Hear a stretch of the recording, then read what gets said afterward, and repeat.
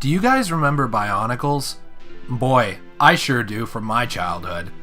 Now, these things came out originally in the year 2000 in Europe, but it wouldn't be until 2001 that they would actually come to the United States. There were many different types of Bionicles, many different models, and they ranged from the simplest in complexity, like the one just shown, to varying degrees of largeness and complexity, as will be shown later. The basic smallest models were Matorans. These were the villagers of the Bionicle world. And there were many different types of Matorans as well. There was the basic McDonald's toy Matorans, there were the polybag Matorans, there were the Matorans that would later come in boxed sets, but then there was the Toa.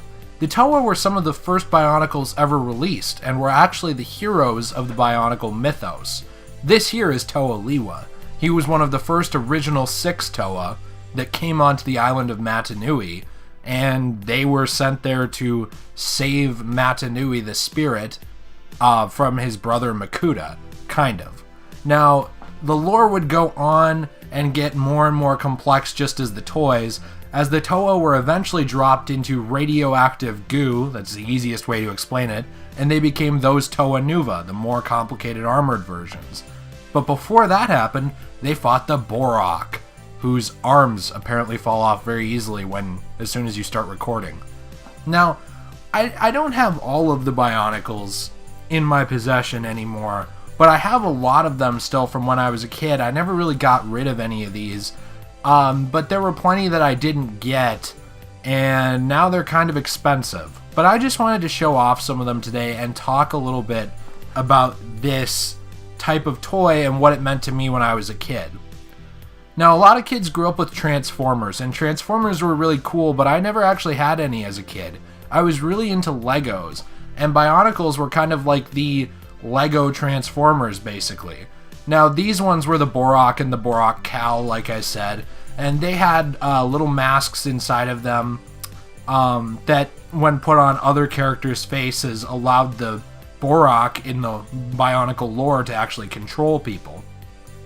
And there were a lot of different gimmicks like this, both in the lore and in the toys themselves, like these discs that shoot, moving parts, the ability for arms to swing or mandibles to open and close. And when I was a kid, I just thought these things were the coolest ever. Looking back at them, a lot of them do the same thing. A lot of the Toa just have swinging arms and not much else, at least earlier on. But the model complexity and the process of putting them together and putting their masks on was just so fun. And I would always read the chapter books about these guys and the stories that they went through. And even on my shelf still, I have the Bionicle Encyclopedia, because I still love Bionicles even today. I still have a guilty pleasure for these things. I just love them. There were the Rakshi, the Toa, the Paraka, the Matorans, the Borak Cow, the Vati, if I remember correctly. Just so many of these guys. The Rahi beasts, which were basically the feral animals of the lore. And as the stories went on, if anything, they just got better, especially in the books. The books were very complex for kids' books, and they went into like a lot of different themes about what it meant to be a hero, duty, responsibility. I guess they were kind of like the chapter book form of different comic books of the time.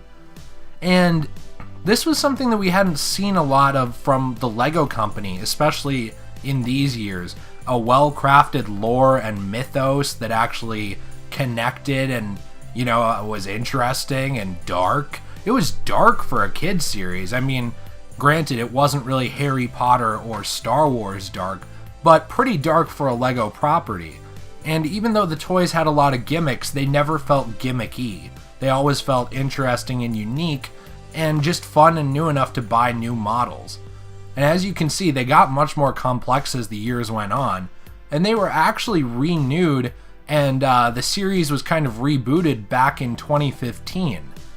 And during this time, they wanted to bring these toys to a new generation of kids who hadn't played with them. Now, I grew up in a time where I actually bought all of the movies even. Yeah, there were movies. A lot of them. And I enjoyed all of them, all three. And then a newer one that came out when I was a little older, which I still bought.